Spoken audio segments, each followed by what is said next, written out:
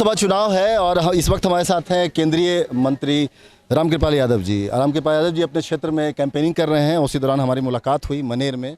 रामकृपाल जी, क्या लहर है इस बार, क्या महसूस कर रहे हैं? बहुत तूफान है मोदी जी का। ये दियारा का इलाका है मनेर विधानसभा क्षेत्र के अंतर्गत।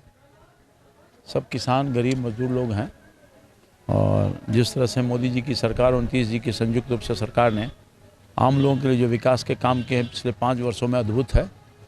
और मैं समझता हूँ कि आज सभी लोग इकट्ठे होकर के तय कर लिया है कि मोदी जी को इस बार देश के प्रधानमंत्री बनाएंगे।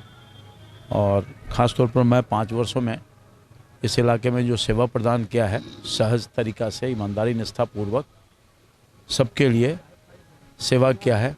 मज़दूर जब मजदूरी करता है तो इसका कीमत मिलता है। हम लोग मज़दूर हैं, सेवक हैं। सेवा किया है तो निश्चित तौर पर 19 तारीख को लोग अपना आशीर्वाद देंगे और सेवा रूपी मजदूरी देंगे। एक चीज़ जो यहाँ पे आ रही है, चूँकि हम यहाँ पे लगातार घूम रहे हैं लोगों से और विभिन्न इलाकों का जायजा भी लिया है हमने, मनेर को लेकर बात आ रही है। जैसे इस लोकसभा क्षेत्र में काम हुआ है, लोग खुश भी हैं बहुत, लेकिन कुछ इलाके ऐसे हैं जैसे मनेर का ही है। मनेर में बात आती है कि बिहटा जो काफ़ी डेवलप हो गया, लेकिन मनेर ये विधानसभा क्षेत्र है, लेकिन यहाँ पर अपेक्षित जो लोगों का था वो विकास वो नहीं पहुँच पाया है। देखिए, ये बिहटा एक महत्वपूर्ण मनेर का पार्ट है, मनेर विधानसभा क्षेत्र का। ये बात सही है कि मनेर के इलाके में एक ज़्यादा विकास हो पाया है, मगर यहाँ भी प्लानिंग किया हुआ है। यहाँ जो मुख्य मार्ग से जोड़ने के लिए कई योजना केंद्र और राज्य की सरकार, सड़कों से जोड़ने के लिए, पुल से जोड़ने के लिए योजना है। मैं समझता हूँ कि आने वाले वक्त में ऐसा मैं प्लानिंग करवा रहा हूँ कि मनेर का ये पार्ट जो मनेर ब्लॉक के अंतर्गत पड़ता है, यहाँ भी विकास अधिकतर तौर पर आवे। अभी आपको पता है कि मैंने यहाँ एक पासपोर्ट ऑफिस खुलवा दिया है। विकास बैंक नहीं करी है, पूरे क्षेत्र में और पूरे अगल बगल के क्षेत्र में पासपोर्ट बनाने वाले लोगों को पटना जाने की ज़रूरत नहीं है। यहाँ सड़कों की हालत बहुत ख़राब थी, उसको भी मैंने सड़कों की हालत को ठीक करने का काम किया है। और कई महत्वपूर्ण कार्यक्रम है। यहाँ कटाव से, ये दियारा का इलाका है, कटाव से लोग पीड़ित है। अभी मैंने बहुत बड़ी योजना ला करके जहाँ जहाँ कटाव हो रहा था वहाँ कटाव निरोधक कार्य प्रारंभ करवा दिया है। तो मनेर के दियारा के इलाके का विकास और मनेर का अन्य भागों का विकास के लिए मेरा पूरा ख्याल है। और बिहटा के अलावा मनेर का भी विकास हो, उसके लिए अनवरत प्रयास कर रहा हूँ। आगे आने वाले समय में उस पर पूरा जोर डालने का काम करेंगे। रामकृपाल जी, चूँकि आप सिर्फ यहाँ पर स्थानीय नेता के रूप में नहीं हैं, आप देश के एक प्रतिष्ठित नेता हैं, वरिष्ठ नेता हैं बीजेपी के भी, और केंद्रीय मंत्री भी है, केंद्रीय राज्य मंत्री भी। तो एक सवाल, गंभीर सवाल केंद्रीय परिप्रेक्ष्य में, राष्ट्रीय परिप्रेक्ष्य में भी बनता है कि जिस तरह से राहुल गांधी की तरफ से बार बार चौकीदार चोर है और विजय माल्या, बहुत गंभीर आरोप लगाए जा रहे हैं, राफेल पे जवाब मांगा जा रहा है और भी बहुत सारी चीज़ें हैं। कोर्ट ने संज्ञान भी लिया है 20 तक पेश होने का राहुल को, ये भी। देखिए, राहुल गांधी बहुत हल्के ढंग से, या कांग्रेस पार्टी या विपक्ष के लोग हल्के ढंग से बात कर रहा है। और ये बौखलाया हुआ ये जो बात निकल रहा है उनके मुंह से और गाली निकल रहा है मोदी जी के प्रति, उससे देश की जनता में जन आक्रोश हो रहा है। और जितनी गाली देगा मोदी जी को उतने ही जनता का आक्रोश झेलना पड़ेगा। आप देख रहे हैं कि 3 चरणों का चुनाव संपन्न होगा देश में, 4 चरण में कल होने वाला है। कहीं इनका अता पता नहीं है बिहार में और देश में। मैं कह सकता हूं कि अधिकांश तौर पे जनता ने ये जिन लोगों जो विपक्ष में ख़ास तौर पर लोग हैं जो मुद्दा विहीन हैं, गलत बात कह करके लोगों को दिग्भ्रमित करने की कोशिश कर रहे हैं, तो जनता का विश्वास है मोदी जी पर। 5 वर्षों में जो काम किया है, निष्ठा ईमानदारी पूर्वक जनसेवा भाव से काम किया है, देश को ऊंचाइयों पर पहुंचाया है, देश का सम्मान बढ़ाया है, राष्ट्र की सुरक्षा को मजबूत करने का काम किया है और गरीबों का काम किया है। तो मोदी जी हर गरीबों के, हम आम लोगों के हृदय में बसे हैं। और एक कहावत है, चोर मचावे शोर। तो जो चोर है वही शोर मचा रहा है। एक चीज़ रामकृपाल जी, तेजस्वी यादव भी लगातार प्रहार कर रहे हैं और वो आम नेताओं पर तो कर ही रहे हैं, प्रधानमंत्री मोदी पर भी कर रहे हैं। कह रहे हैं कि सिर्फ चुनाव के वक्त वो पिछड़ा बन जाते हैं लेकिन अगड़ी जाति के हैं। आज भी उन्होंने यही बात कही है कि सिर्फ चुनाव जब आता है तो बन जाते हैं। देखिए, मोदी जी एक गरीब परिवार के चाय बेचने वाला का बेटा, जिसकी माँ बर्तन साफ करती थी दूसरे के घर में, और गरीबी को देखा है, झेला है, और सौभाग्य से एक पिछड़े समाज के बेटा हैं। सबसे पहले तो भारतीय जनता पार्टी के नेतृत्व को मैं धन्यवाद देना चाहता हूं, जो आज़ादी के वर्षों के बाद एक अति पिछड़ा समाज के बेटे को, एक चाय बेचने वाला गरीब के बेटे को ये मौका अवसर प्रदान किया है कि जो देश का प्रधानमंत्री बन सकता है।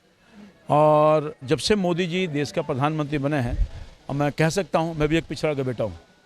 मैं वहीं था, मगर वहाँ क्या मिला और क्या नहीं मिला वो मुझे पता है। दूध में मक्खी की तरह निकाल कर फेंक दिया।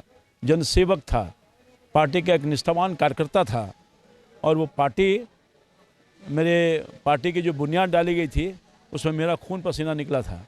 मैं इसलिए, हम लोगों ने देखा है, हाँ, मैं इसलिए वहाँ से निकाल कर दूध में मक्खी की तरह फेंक दिया, क्योंकि मेरे बाप दादा कोई संपन्न नहीं थे, मेरे पास धन और पूंजी नहीं था, और मेरे बाप दादा कोई एमएलए एमपी नहीं थे।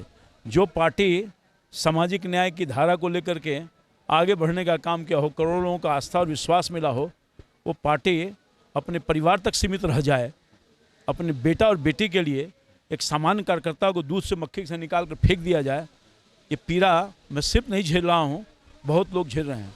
आपने देखा होगा झारखंड में अन्नपूर्णा जी जो पार्टी के कमान संभाल कर रखी थी और किस तरह से निकाल कर फेंक देने का काम किया।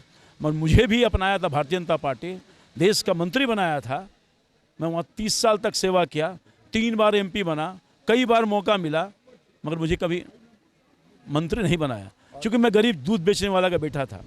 वहाँ आंकलन कुछ और है, मगर यहाँ हिंदुस्तान का जब भारतीय जनता पार्टी और एनडीए की सरकार बनती है और एक चाय बेचने वाला का बेटा जब देश का प्रधानमंत्री बनता है, तो बिना झिझक के एक दूध बेचने वाला बेटा को अपने कैबिनेट का मेंबर बनाने का काम करता है। ये फर्क है राष्ट्रीय जनता दल की सोच और भारतीय जनता पार्टी की सोच। मैं पटना का बेटा हूँ, एक गरीब घर का बेटा हूँ। पटना की जनता ने मुझे अपना आशीर्वाद देकर के यहाँ तक पहुँचाने का काम किया है। क्या पटना की जनता को एक गरीब घर के बेटा जो सेवक रहा है, उसके प्रति ममता जो दिया है, क्या उसका हक नहीं बनता था कि वो कभी केंद्र में मंत्री बने? मगर जो राष्ट्रीय जनता दल का क्राइटेरिया है मंत्री बनने का, उस क्राइटेरिया में फिट नहीं पाया अपने आप को, और ये मंत्री तो मत बनाइए, टिकट में नहीं दिया, निकाल कर फेंक दिया। मगर वही भारतीय जनता पार्टी ने, एनडीए ने मुझको गोद में उठाया, और हमारी जो जनता थी, महान जनता पाटलिपुत्रा का, वो अपने इस बेटे को गोद में उठा करके और आसमान पर पहुंचाने का काम किया। ये कर्जदार हूं मैं पाटलिपुत्रा की जनता का, जो उस समय जब मैं बिल्कुल जब मेरी राजनीतिक तौर पर मुझे मार देने की कोशिश की थी, उसमें कोई सहारा दिया है तो वो दिया है भारतीय जनता पार्टी, एनडीए और पाटलिपुत्रा की जनता। मैं कर्जदार हूँ, 10 जिंदगी में भी इनके कर्ज को मैं नहीं उतार सकता। रामकृपाल जी, एक सवाल और होता है रामकृपाल जी, कि जिस तरह से संघर्षों को हमने भी देखा है, लेकिन ये आरजेडी पे आरोप लगते रहे हैं, आरजेडी पर ये आरोप लगते रहे हैं इस तरह के कि माई समीकरण को लेकर मुस्लिम और यादव समीकरण पर राजनीति करती है। लेकिन ये देखा जाता है कि अब ये भी आरोप लगते रहे हैं कि यादवों को भी या मुस्लिम को भी आरजेडी ने उस तरह से बढ़ाने का काम नहीं किया, ये आरोप लगते रहे हैं। आप भी यादव हैं और भी कई लोग हैं जो आप उसमें भी आरजेडी में भी हैं और दूसरी पार्टी में, तो क्या ये वहाँ पर क्या यादव और मुस्लिम समीकरण नहीं, बल्कि वहाँ पे क्या परिवारवाद का आप आरोप लगा रहे हैं कि सिर्फ परिवार को देखते हैं वो लोग, या फिर क्या क्राइटेरिया आखिर क्या है? देखिए ना, उनके परिवार का कोई सदस्य खाली है, देखिए गौर कीजिए ना, बेटा बेटी समधी, पता नहीं और कुछ होने वाला है आगे। और यहाँ जहाँ माई समीकरण की बात की जाती है, एक तो हमारा जो दल है, हमारा जो एनडीए है, वो जात पात पर राजनीति नहीं करता, सबको लेकर चलने का काम करता है।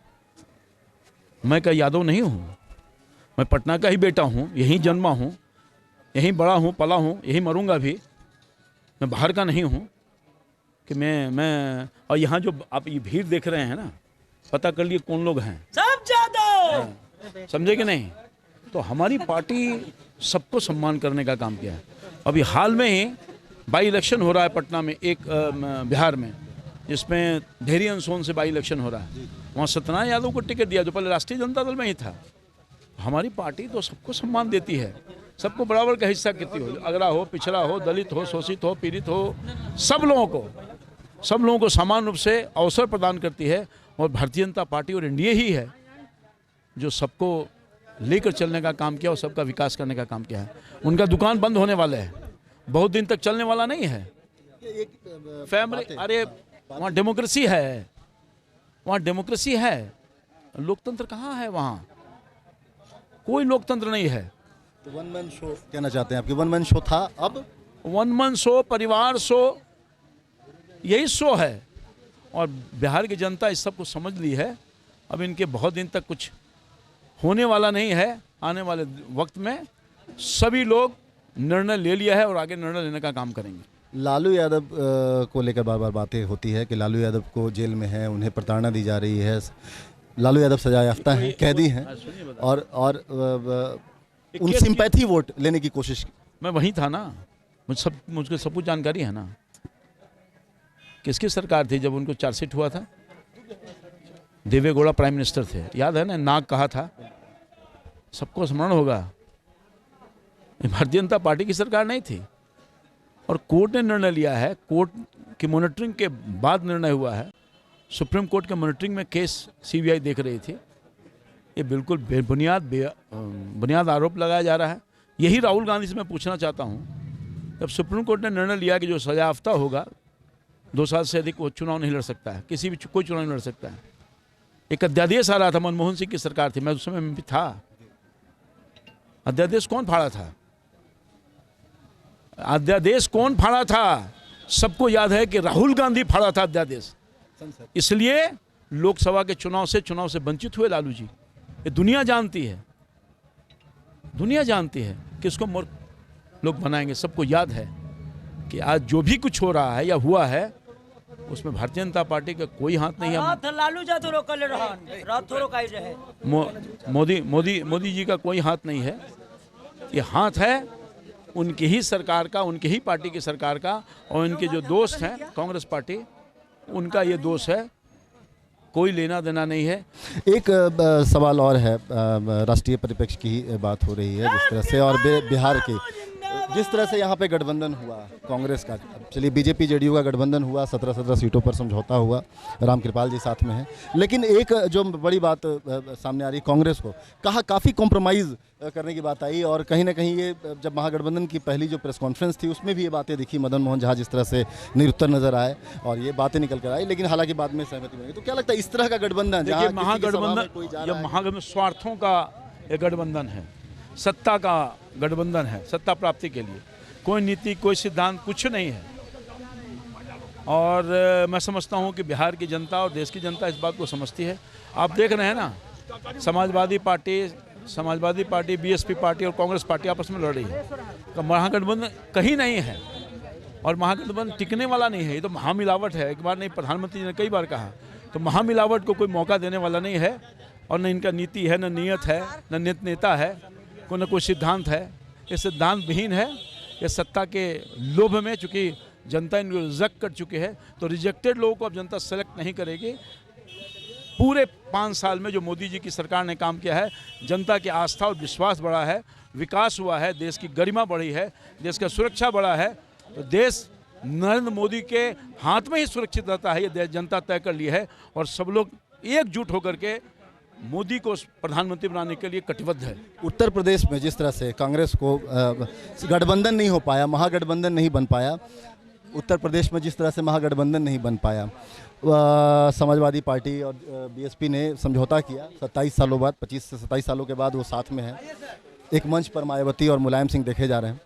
अब क्या लगता है कि ये गठबंधन जो है, कोशिश की गई कि आरजेडी और तमाम लोग मिले, लेकिन ये गठबंधन नहीं बन पाया। ये गठबंधन विहीन है लोग। मैंने कहा ना पहले ही कि इन लोगों का कोई सिद्धांत नहीं है, कोई नीति नहीं है। ये लोग जनता ने इनको रिजेक्ट करने का काम किया है। ये लोग पुनः सत्ता प्राप्ति के लिए और अपनी उपस्थिति दर्ज कराने के लिए गठबंधन बनाए हैं और मैं समझता हूं कि जनता इस बात को, अब वहाँ देख रहे हैं कि मारा मारी हो रहा है। कांग्रेस पार्टी और समाजवादी पार्टी और समाजवादी के बाद बीएसपी पार्टी सब में कितना मारा मारी हो रहा है। तो ये सब जनता को ग्राह्य नहीं है और इन सब लोग रिजेक्ट करेंगे। और मैं कह सकता हूँ कि दूर दूर तक महागठबंधन सत्ता में आने से रहा है। सब लोग मन बना लिया है एनडीए और मोदी जी की सरकार बने। मैं इस बार निश्चिंत है एनडीए सरकार। बिल्कुल 100%। चलिए बहुत बहुत शुक्रिया। तो ये राम कृपाल यादव जी थे जो पाटलिपुत्र लोकसभा क्षेत्र से प्रत्याशी हैं, एनडीए के बीजेपी के प्रत्याशी हैं और साथ ही साथ केंद्रीय राज्य मंत्री भी हैं जो आश्वस्त हैं पूरी तरह से कि इस बार फिर से एक बार एनडीए सरकार बने। कैमरामैन राकेश के साथ वेद प्रकाश, संवाद लाइव, पटना।